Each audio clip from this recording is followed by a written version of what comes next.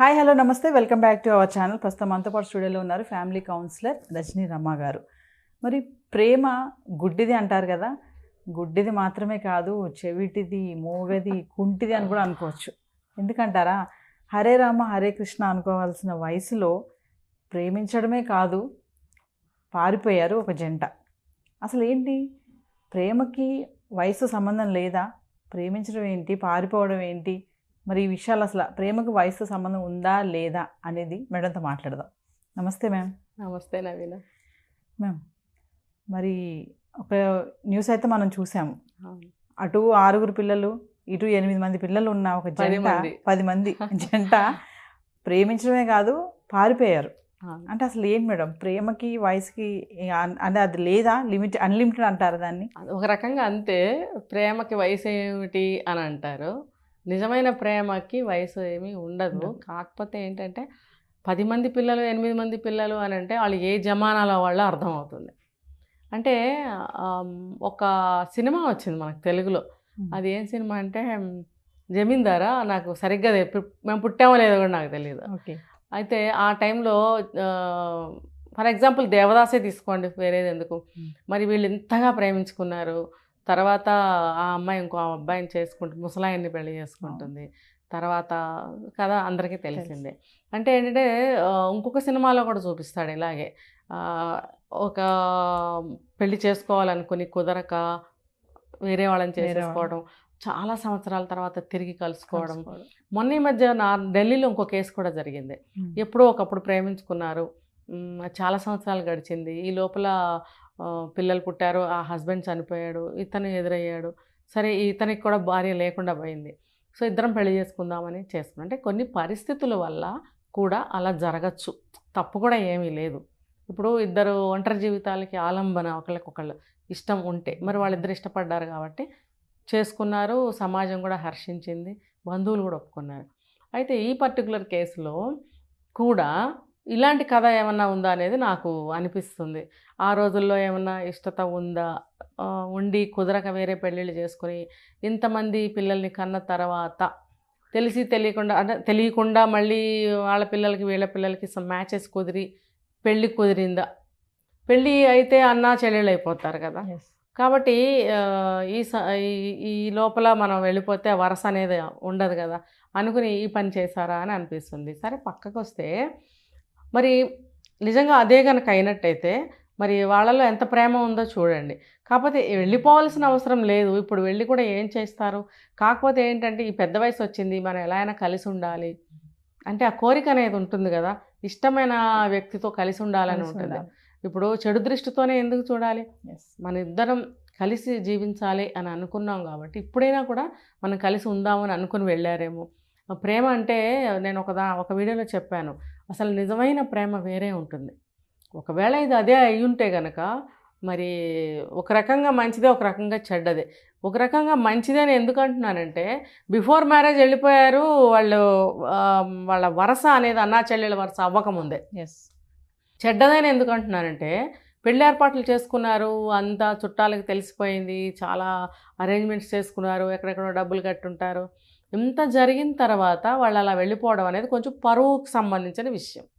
కుటుంబ సభ్యులు అటువాళ్ళు కానీ ఇటువాళ్ళు కానీ చెడుగానే అనుకుంటారు, వీళ్ళు ఎప్పటి నుంచి ఈ విషయం సాగిస్తున్నారో కాబట్టి వాళ్ళ పెళ్ళి జరుగుతుంటే ముందుగానే ఇలా జంప్ అయిపోయారు అని ఒక పరువుకి సంబంధించిన విషయంగా కూడా ఆలోచించి తిట్టుకునే వాళ్ళు ఉన్నారు. కాకపోతే వాళ్ళు అలా చేయటం వీళ్ళ పరువు ప్రతిష్టల పరంగా చూస్తే తప్పే. ఇప్పుడు వెళ్ళి బతకబోయి ఎంతకాలం బ్రతుకుతారు? ఇప్పుడు వీళ్ళందరూ ఊరుకుని ఉంటారా? వెళ్ళి అంత పెద్దవాళ్ళు లాక్కొచ్చే ఉంటారు, అల్లరి చేసే ఉంటారు, అల్లరి పడి ఉంటారు. అలా చేయకుండా ఉండాల్సింది వాళ్ళు. ప్రేమ మనసులో ఉంచుకొని ఇప్పుడు అది కుదరలేదు, విధి వక్రించి, విధి వైపరీత్యం వల్ల ఇప్పుడు అన్నా చెల్లెళ్ళు అవ్వాల్సి వచ్చింది.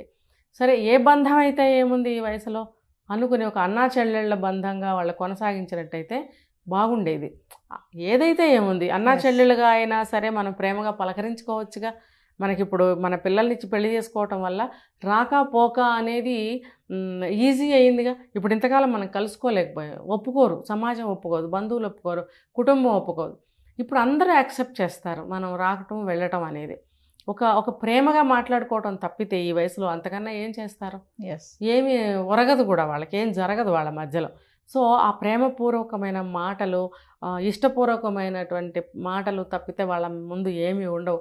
గతించిపోయినప్పుడు ఏ ఒక్క క్షణాన్ని మనం తిరిగి తీసుకురాలేం, అది వాళ్ళకి తెలుసు.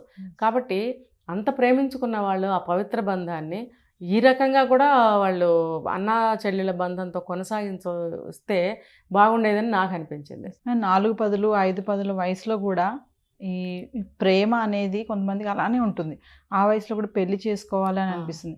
అంటే దాన్ని ఓన్లీ మనం సెక్సువల్గానే థింక్ చేయకుండా దాన్ని మీరు అన్నట్టుగా తోడుగానే ఎందుకు ఆలోచించకూడదు?